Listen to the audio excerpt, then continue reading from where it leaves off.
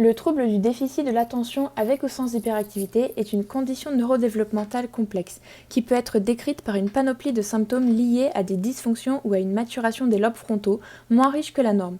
Il implique une fréquence et une sévérité accrues de symptômes tels que l'inattention et l'impulsivité qui peuvent induire à de l'anxiété ou à de la dépression.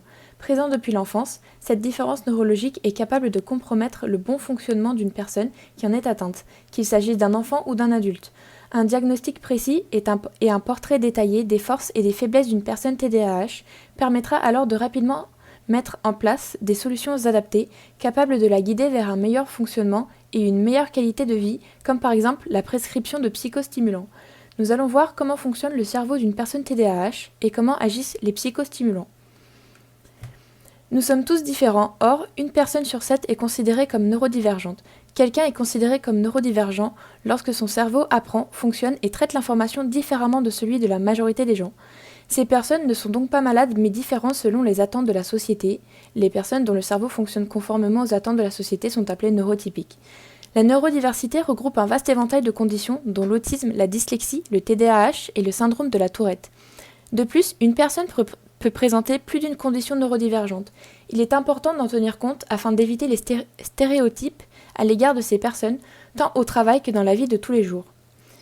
Les difficultés liées au TDAH trouvent leur origine principalement dans les lobes frontaux où l'activité cérébrale se trouve diminuée, dopamine, noradrénaline, mais aussi dans certaines régions plus profondes et connectées du cerveau, dont le striatum, qui semblerait fonctionner de manière inefficace. Les lobes frontaux s'avèrent être particulièrement importants puisqu'ils reçoivent un nombre élevé de signaux en provenance de différentes régions du cerveau, pour ensuite les renvoyer et assurer une bonne gestion des ressources cognitives. On peut penser des lobes frontaux comme d'un chef d'orchestre qui tente de diriger de manière efficace chacun des instruments de son groupe. Or, un maestro à bout de ressources ne saura pas bien gérer ses musiciens en unisson. Il en va donc de même dans le cerveau, alors que les lobes frontaux gestionnaires du cerveau et de l'attention peinent à assurer la gestion des ressources et la transmission efficace d'informations d'une région du cerveau à une autre. En effet, parce que l'attention est constamment sollicitée dans notre quotidien, le TDAH perturbe souvent le fonctionnement cognitif d'un individu dans différentes sphères de sa vie.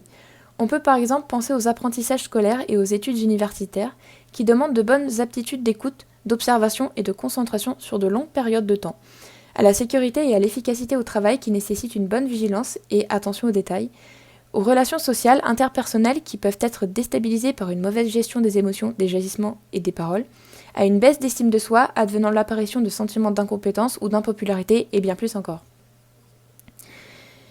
Maintenant, nous allons voir le fonctionnement des psychostimulants.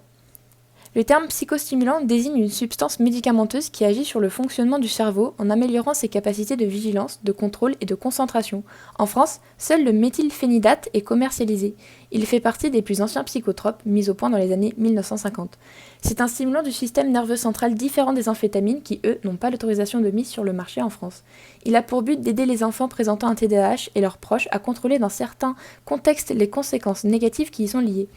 Ce n'est pas la pilule qui rend les enfants toujours sages, ce n'est pas non plus une pilule miracle. Le méthylphénidate doit sa réputation sulfureuse au fait qu'il s'agit d'une molécule voisine des amphétamines et à la fâcheuse tendance qu'ont certaines personnes à faire des amalgames. En effet, bien que cette molécule soit classée au rang des stupéfiants, dire qu'il s'agit d'une drogue qui pousse vers les drogues dures tient du délire. Le méthylphénidate est un inhibiteur de la recapture de la dopamine et de la noradrénaline au niveau cérébral, c'est-à-dire que leur taux va augmenter dans le cerveau. Non seulement leur présence augmente, mais leur affinité pour les récepteurs également. Il en résulte une amélioration de la force et de la qualité du signal. Ceci est un résumé de ce que nous apprennent les études menées.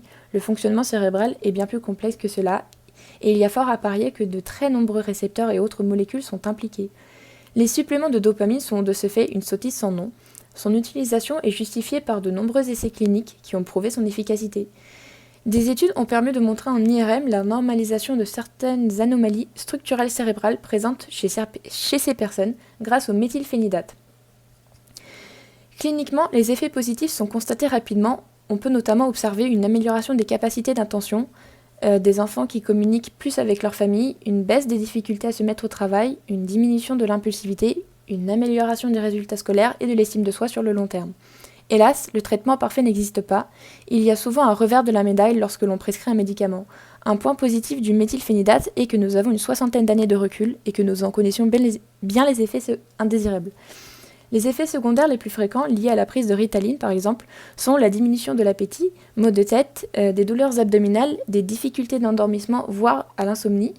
Cet effet secondaire, cependant, est relativement fréquent pour les formes à libération prolongée, mais parfois, au contraire, les difficultés d'endormissement qui étaient présentes avant la prise de traitement disparaissent.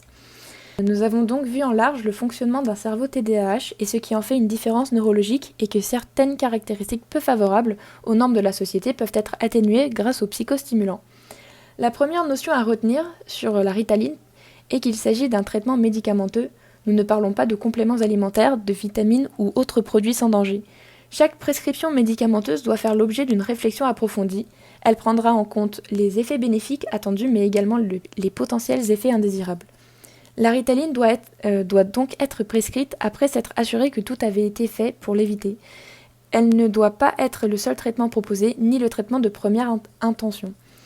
La deuxième notion à avoir à l'esprit est que la Ritaline est un stimulant, elle n'a aucun effet sur la mémoire de travail ou les troubles des apprentissages. Elle est un traitement symptomatique de la fatigue attentionnelle, elle ne la guérit pas. Enfin, la décision de recourir aux psychostimulants ne doit pas être prise à la légère. Cela dit, nombreux sont les enfants et adultes qui en retirent de réels bénéfices. Pour prendre une décision éclairée, il est primordial d'être bien informé.